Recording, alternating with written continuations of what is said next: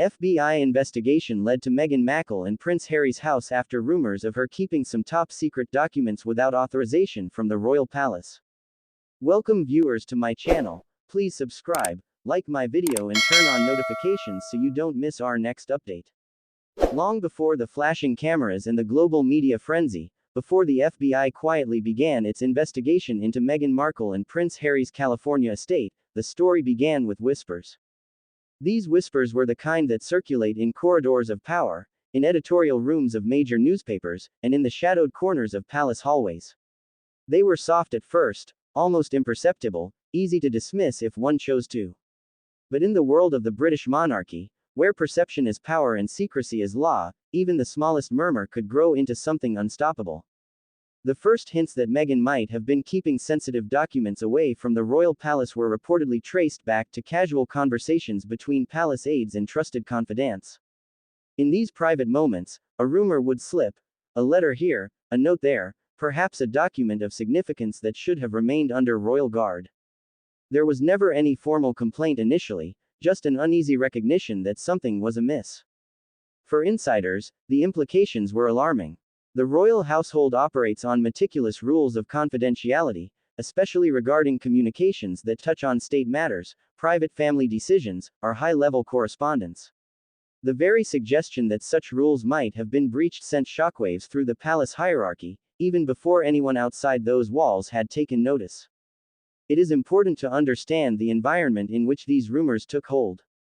Meghan Markle, a former actress and global public figure, entered the royal family as a person already accustomed to intense media attention. Her every movement, every outfit, every interaction was scrutinized. When coupled with Prince Harry, the younger son of King Charles, who had himself grown up under relentless press coverage, the public's fascination was magnified exponentially. Their departure from traditional royal duties, the so-called Megxit, had already stirred controversy.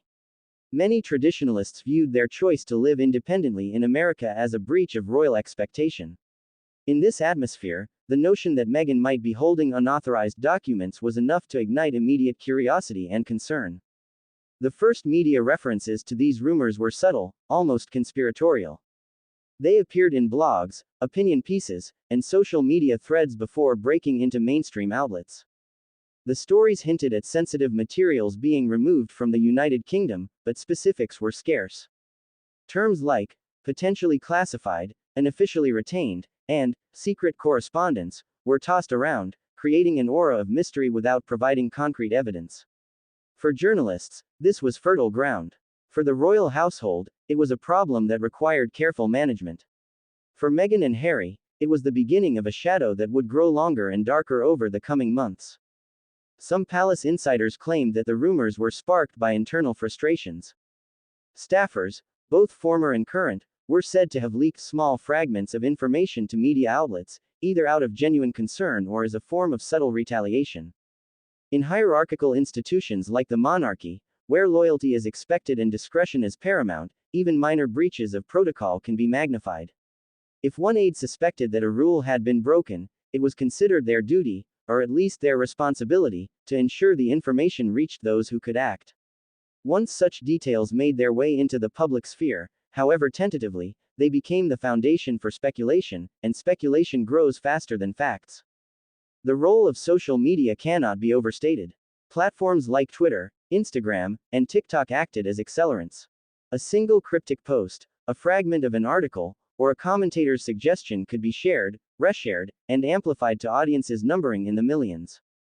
Suddenly, what had started as muted internal concern transformed into a narrative consumed globally. Meghan Markle, the Duchess of Sussex, may have been in possession of documents that should never have left the palace. Each retweet, each comment, each speculative thread added pressure. For the couple, every day became a balancing act between legal caution, media management, and personal peace of mind. Within the palace itself, discussions became increasingly serious. Advisors began debating how to approach the matter without inflaming public perception. The legal implications were clear. If Meghan had retained documents containing sensitive information without authorization, it could constitute a breach of confidentiality laws, a serious offense with potential ramifications both in the United Kingdom and abroad. Beyond legality, There were questions of trust, loyalty, and precedent. What message would it send if members of the royal family were perceived to act independently of rules meant to safeguard the monarchy's legacy? These conversations were conducted in hushed tones, often in small rooms away from the prying eyes of the press. Yet, as often happens with secrets, their existence leaked. By the time the story began to reach American media outlets, the narrative had already evolved. Here was a former Hollywood actress, now part of one of the most famous families in the world, potentially in possession of sensitive royal materials. For American audiences, the angle was irresistible: celebrity, intrigue, legal drama, and international politics, all wrapped into one. Commentary ranged from sympathetic assessments of the couple's autonomy to stark warnings about legal consequences. Every article, every segment, and every podcast further embedded the rumor into the public consciousness.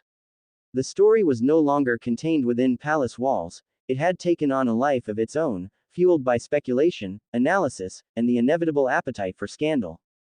The couple themselves were reportedly aware of the brewing storm long before it became headline news. Sources suggest that Meghan and Harry had been advised to take the rumors seriously, to consult their legal team, and to maintain careful records of any documents in their possession. Even so, the emotional weight was significant. To be accused of retaining sensitive material without authorization, regardless of intent, carries profound implications. The possibility of being misunderstood, misrepresented, or misjudged on a global scale was enough to cause anxiety, sleepless nights, and an acute sense of vulnerability. For a couple already navigating the challenges of life in exile, this added layer of scrutiny was almost unbearable.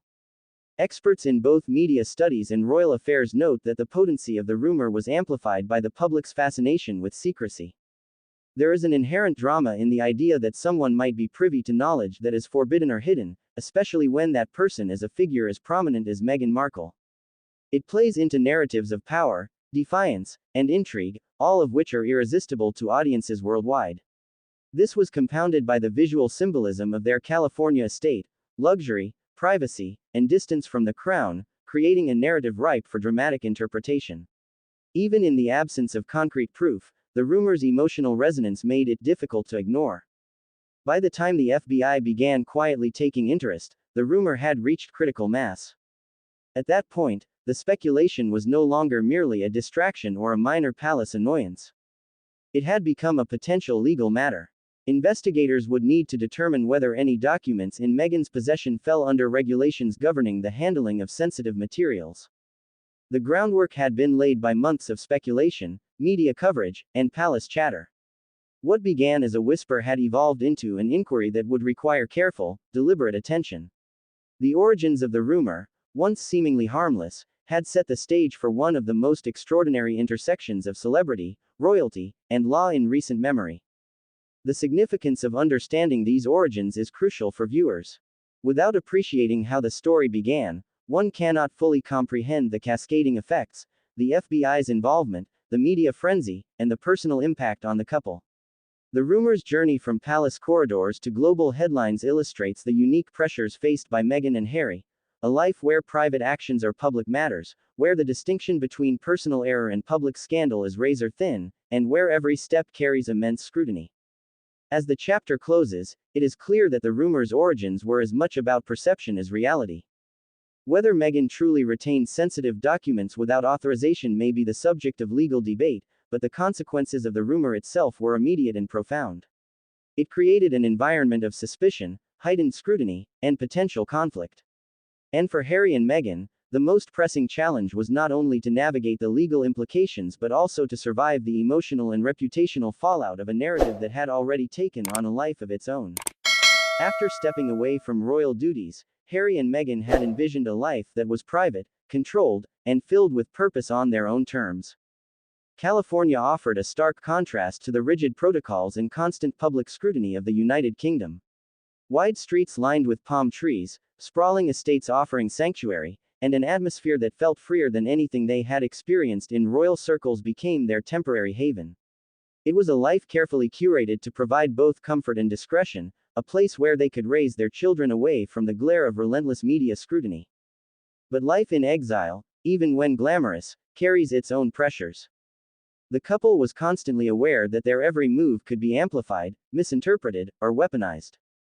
Simple outings to a local cafe, family walks in the park, or interactions with neighbors were not just personal, they were public statements subject to commentary from the press and on social media.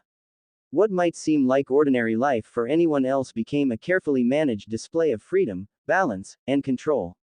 Even in their own home, there were walls, both literal and figurative, separating them from the intrusion of the world beyond their gates.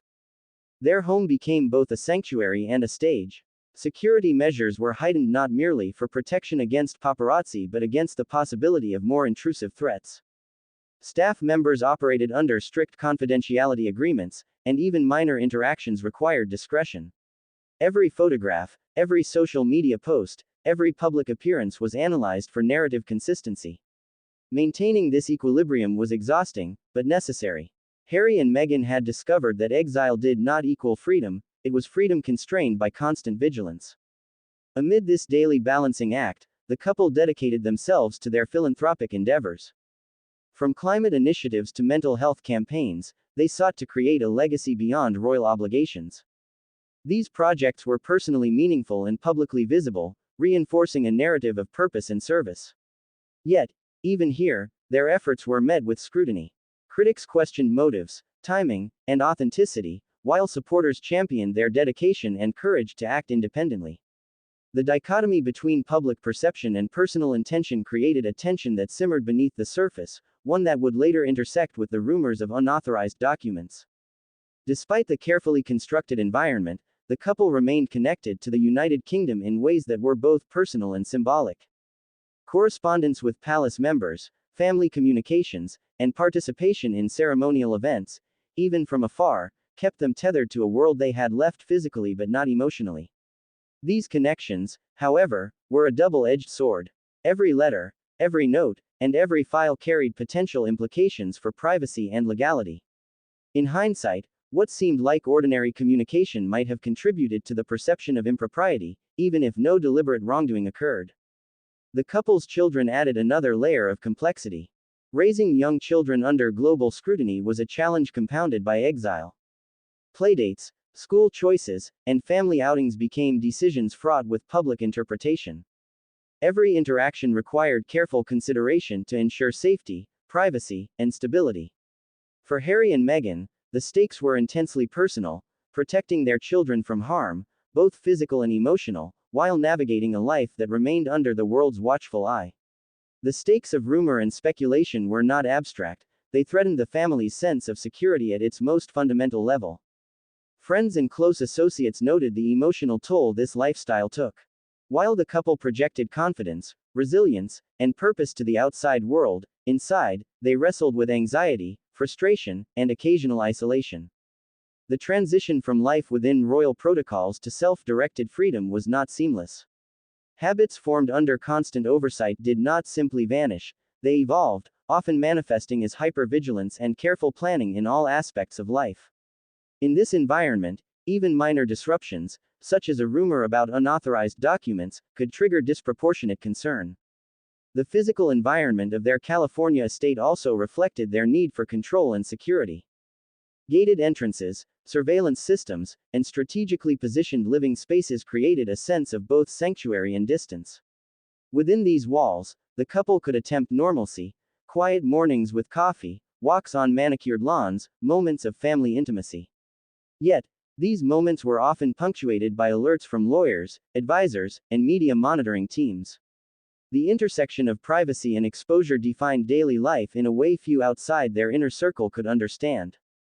During this period, subtle signs indicated that something larger was looming. Media inquiries about minor matters escalated into pointed questions. Rumors about the couple's financial dealings, foundation activities, and personal correspondence began circulating more frequently. Analysts and commentators speculated on motives, behaviors, and the potential for legal consequences.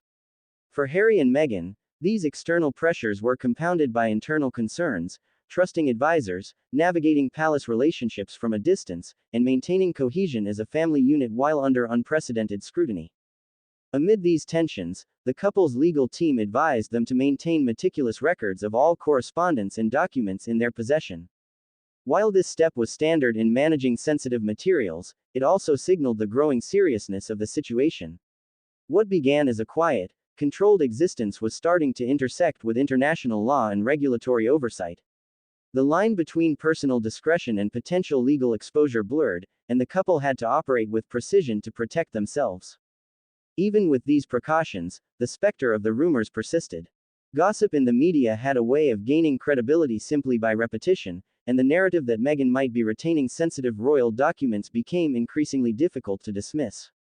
Friends and advisors reported a mixture of concern and disbelief within the household. How could a rumor, initially so small, grow to involve federal authorities? The answer lay not only in the facts but in the psychology of public perception, where repetition, plausibility, and the intrigue of secrecy coalesced to produce narratives that feel real, regardless of their truth. It was within this carefully monitored, highly controlled life that the first formal signs of FBI interest appeared.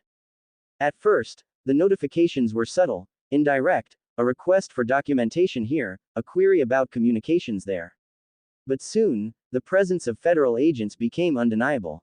This escalation signaled a transition from rumor to investigation.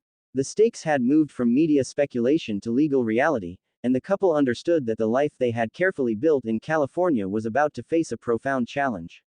This chapter of their life illustrates the delicate balance between freedom and scrutiny in exile. Harry and Meghan's days were a constant negotiation between personal desire, family needs, public expectation, and legal compliance. It underscores the pressures that come with global visibility and the weight of historical legacy.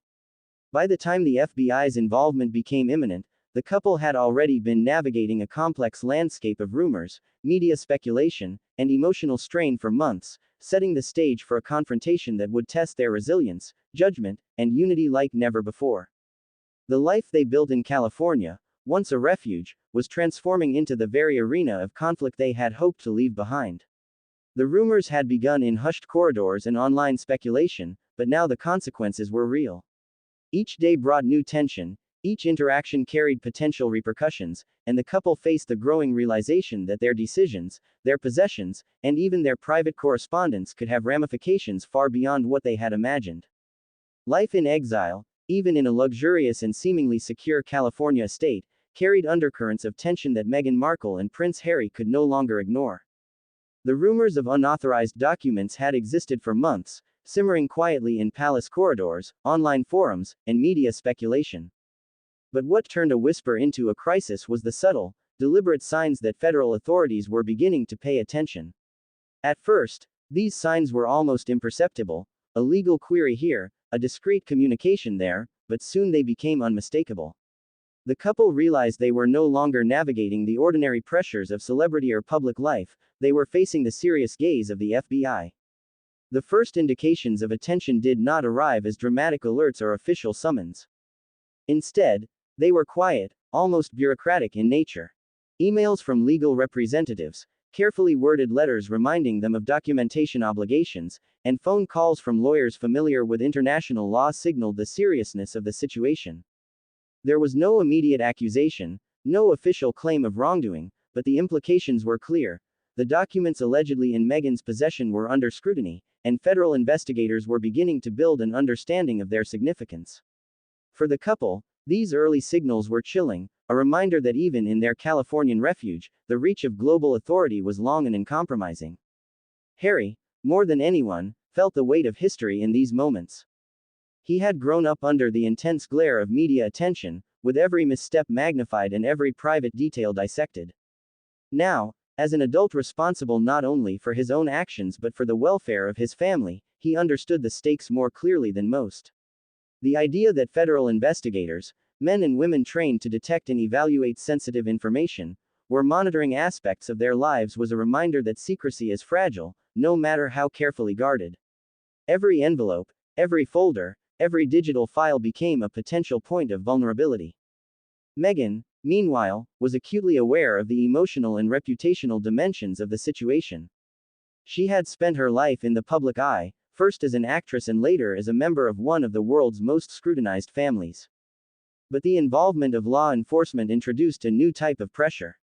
This was not about media narratives or public opinion, this was about authority, compliance, and the very real possibility of legal consequences. The couple's advisors reportedly emphasized the need for meticulous record keeping, careful legal review, and unwavering attention to detail in all matters relating to their documents and correspondence. Every action, no matter how minor, could have amplified significance. In these early days, the couple began to experience the first personal signs of intrusion into their carefully controlled life. Routine deliveries were subjected to additional screening, unexpected inquiries from local authorities caused momentary panic, and casual social interactions became fraught with caution. Friends and staff members noted the growing tension, describing a household increasingly defined by vigilance and precaution. Even ordinary activities, like reading mail or responding to messages, were conducted with a heightened sense of awareness, as if every action could be interpreted as evidence in an unfolding investigation. Behind the scenes, the FBI's interest was reportedly methodical and discreet. Unlike dramatized depictions in film or television, the early stages of an investigation are characterized by careful information gathering, verification, and strategic assessment. Investigators reportedly reviewed the couple's known communications, documented interactions, and any reports of alleged document possession. Legal experts note that agencies operate on the principle of caution, especially in cases involving international figures and potential classified materials. The goal is not immediate confrontation but rather the accumulation of a thorough understanding before any direct action is taken. Even as investigators gathered information quietly, the emotional impact on the couple was profound. The realization that their private lives, homes, and personal possessions were potentially under federal scrutiny introduced a level of anxiety that could not be easily mitigated. Friends describe sleepless nights, hushed conversations in private rooms, and moments of visible tension in the couple's demeanor. It was no longer a matter of managing public perception, this was a question of legal exposure, personal security, and the potential implications for their family's future. The stakes had escalated beyond media speculation into a world